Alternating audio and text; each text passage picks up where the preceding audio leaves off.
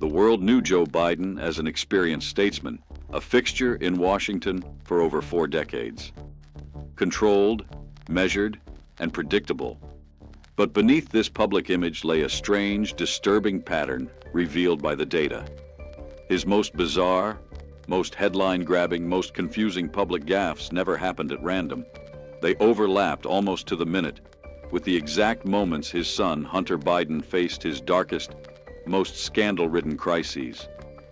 This was not just the story of a father's occasional slip of the tongue.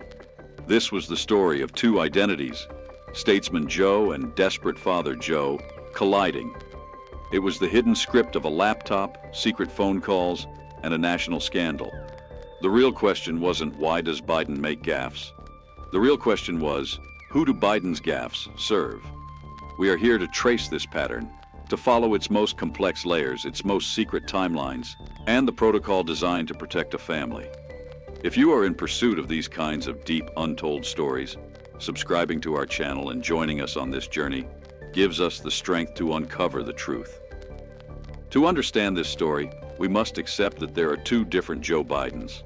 The first is the one the public nicknamed the Gaffe Machine, the bizarre character who recounted facing down a gang leader named Corn Pop amidst racial tensions, or who could tell a black voter, "You ain't black if you don't vote for me." The Corn Pop story in particular, told in 2017, was a masterpiece of baffling detail.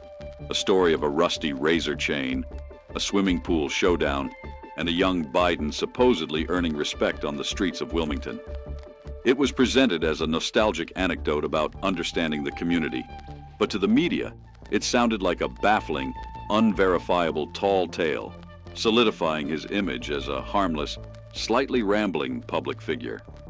The second, far more private Joe Biden, is the patriarch of a family shattered by the tragic loss of Beau Biden, the pop grandfather, watching in horror as his only surviving son, Hunter, spiraled into the dark vortex of addiction and legal troubles. During the 2020 presidential campaign, these 2 worlds collided. In October 2020, the New York Post broke the laptop from hell story emails, questionable Burisma deals, and embarrassing personal photos. It was a bomb that could have derailed the election. But just as this news exploded, Joe Biden's campaign and his allies implemented a counter-gaffe strategy with incredible speed. This wasn't a verbal slip. It was a massive public misdirection. A group of 51 former intelligence chiefs signed a letter claiming the laptop had all the classic earmarks of a Russian disinformation campaign.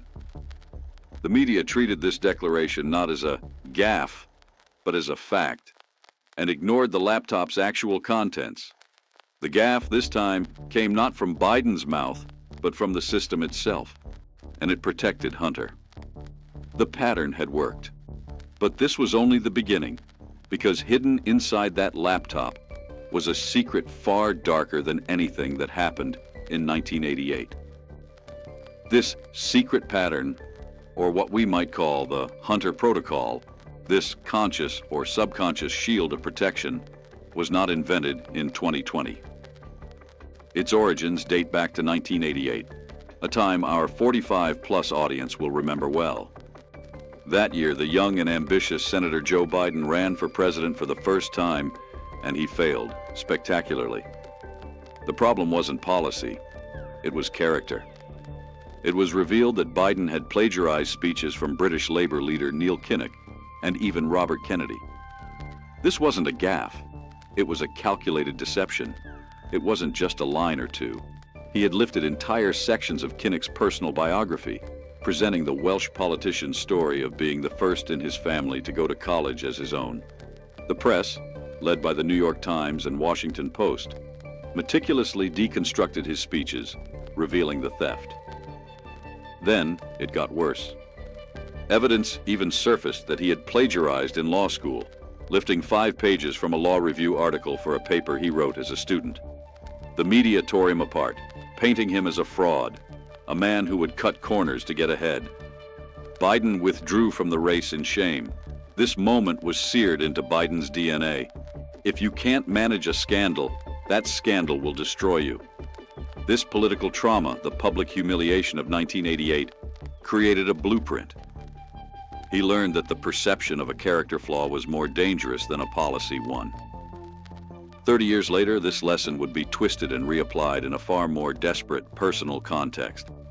Now, take this trauma from 1988 and fast forward 30 years into the emotional void left by Beau Biden's death. The family was fractured, and Hunter, lost in that grief, fell deep into the grip of addiction. Joe Biden was no longer just an ambitious politician. He was a desperate father watching his only surviving son self-destruct.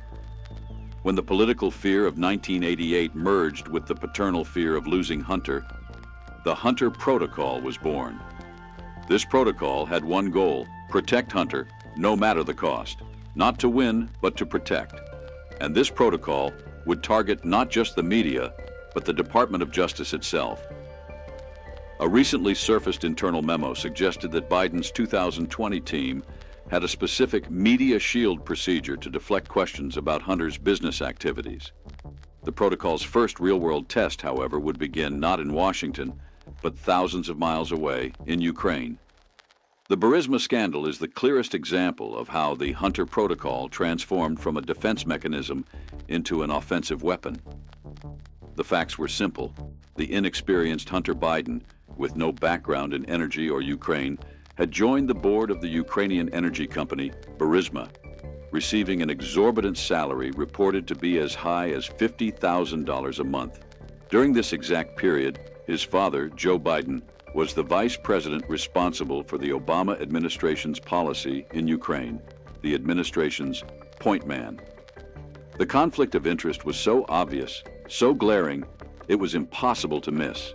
State Department officials like George Kent would later testify that they had raised concerns about this clear conflict at the time, but were effectively ignored. But the crisis escalated with the presence of Viktor Shokin, the Ukrainian prosecutor general who was investigating Burisma and its owner for corruption. And here, Biden's most famous boasting gaffe comes into play. Years later, at a Council on Foreign Relations panel, Biden laughingly recounted how he strong-armed the Ukrainian leadership into firing Shokin. He said, "I looked at them and said, I'm leaving in 6 hours. If the prosecutor is not fired, you're not getting the money." Well, he got fired. He presented this as a triumph against corruption, claiming Shokin was the one who was corrupt. But critics insisted this was a direct intervention to protect his son's company. The pattern here became even more subtle. In 2019, as this Burisma story and Donald Trump's subsequent impeachment inquiry related to it began to dominate the headlines, Biden's senility gaffes suddenly increased. As the Burisma story gained traction in the press, Biden confused Ukraine with Iraq on stage. He forgot dates. He bizarrely shouted at voters, challenging one to a push-up contest. In one particularly strange moment, he told a voter, "You're a damn liar, man," when questioned about Burisma. The media began debating Biden's mental fitness and his short fuse, not the specifics of his potential corruption in Ukraine. The gaffe, once again, had diverted the news from the substance of the accusation to the performance of the man. This was no longer just a father protecting his son. This was the Vice President of the United States, potentially using U.S. foreign aid as leverage, and then, to cover it up, essentially playing the part of a confused, irritable old man in the domestic press. And then the laptop arrived. The laptop changed everything. There were no more allegations. There were receipts, emails, photos, and claims of a 10% big guy equity stake. The protocol had to go nuclear. The laptop from hell was not just a political scandal, it was a digital archive of a father's worst nightmares. The images within documented the darkest rock-bottom moments of Hunter Biden's battle with addiction, a personal hell now made public. And in the fall of 2022, the consequences of that laptop were escalating into a legal crisis. News began to leak that federal agents believed they had sufficient evidence to charge Hunter Biden with illegal gun possession and tax-related crimes. The circle around Hunter was tightening. And at that exact moment, on September 28, 2022, Joe Biden stepped onto a stage and delivered one of the most bizarre, inexplicable gaffes of his career. During a White House conference on hunger, nutrition, and health, he called out to the crowd, scanning the room. "Jackie, are you here? Where's Jackie?" The person he was looking for was Congresswoman Jackie Walorski, a key advocate for the event. But Jackie had tragically died in a car crash the month before, in August. Biden himself had released a statement mourning her passing. For a moment, the room was frozen in confused silence. The gaffe was horrifyingly awkward. The White House press secretary, Karine Jean-Pierre, was hammered with questions for days, offering a convoluted explanation that Walorski was simply top of mind for the president. But for 48 hours, every news channel, every political pundit debated Biden's mental health, his fitness for office, and the sheer strangeness of searching for a dead person. No one was talking about the news that federal agents were ready to charge his son. The pattern had worked flawlessly. What looked like a mental collapse was, in fact, a brilliant diversion. This wasn't an isolated incident. The pattern repeated. As the Justice Department negotiations over Hunter's plea deal on tax and gun charges grew more intense in early 2023, Biden's public slips became more frequent. In February 2023, right as reports surfaced that Hunter's legal team was meeting with DOJ officials, President Biden gave an interview where he seemed to confuse the war in Iraq with the war in Ukraine, not once, but twice. Then in June 2023, just days before Hunter's controversial sweetheart plea deal was announced and later fell apart, Biden was at the U.S. Air Force Academy. At the end of his speech, he tripped and fell hard on stage. The image was shocking and dominated the news cycle for days. The discussion was entirely about his age, his fragility, and his physical fitness. A perfect distraction from the legal storm surrounding his son, a storm that was reaching its critical peak. What looked like a series of unfortunate accidents or senior moments, when mapped against the timeline of his son's legal jeopardy, starts to look like a calculated or perhaps deeply subconscious defensive strategy, a strategy of weaponized incompetence. The Hunter Protocol was in full effect, shielding the real crisis with a fog of manufactured, or perhaps tragically real, mental confusion. But the protocol's greatest test would come in the summer of 2024. This was no longer about leaks or allegations. This was a real federal courtroom. Hunter Biden's trial for illegal gun possession began on June 3, 2024. It was the first time in history that the child of a sitting U.S. president was on trial. The media was there, the world was watching. And as the trial proceeded, the most embarrassing, painful details of Hunter's addiction, stories of crack pipes, desperate text messages, and encounters in seedy hotels were spilled into the public record. It was the last thing a father would want to hear, a public excavation of his family's deepest wounds.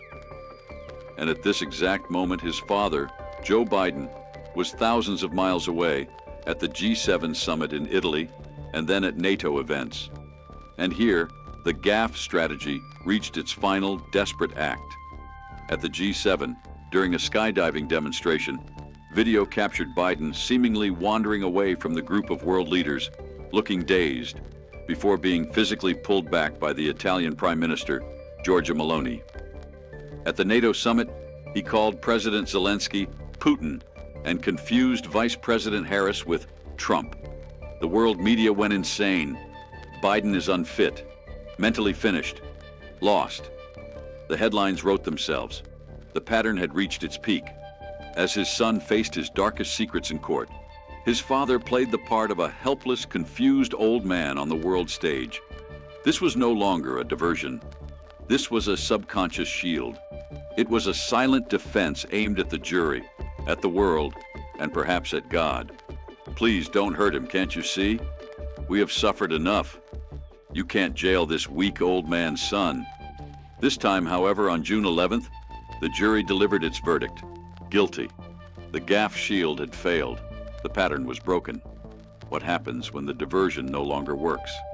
Hunter Biden's conviction brought an end to the decades-long shield of protection, that complex Hunter Protocol. Joe Biden could no longer hide behind his gaffes. The protocol was deactivated.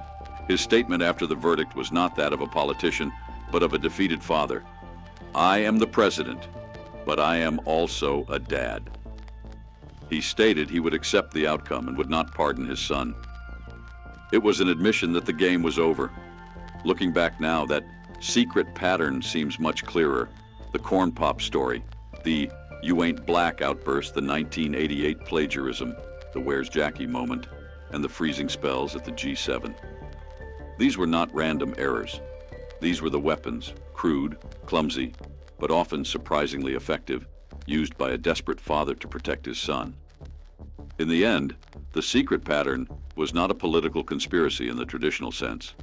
It was a story of familial loyalty, one driven less by money or power, and more by tragedy, addiction, and the pathological need of a father willing to sacrifice his own reputation and perceived sanity on the national stage to protect his last surviving son. How will history remember Joe Biden? As a corrupt politician covering up dirty deals?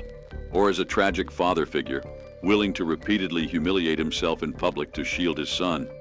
The pattern is now exposed, but the fundamental question remains: how far would you go to protect your family? And most importantly, how can we ever tell the difference between a gaffe and a strategy again?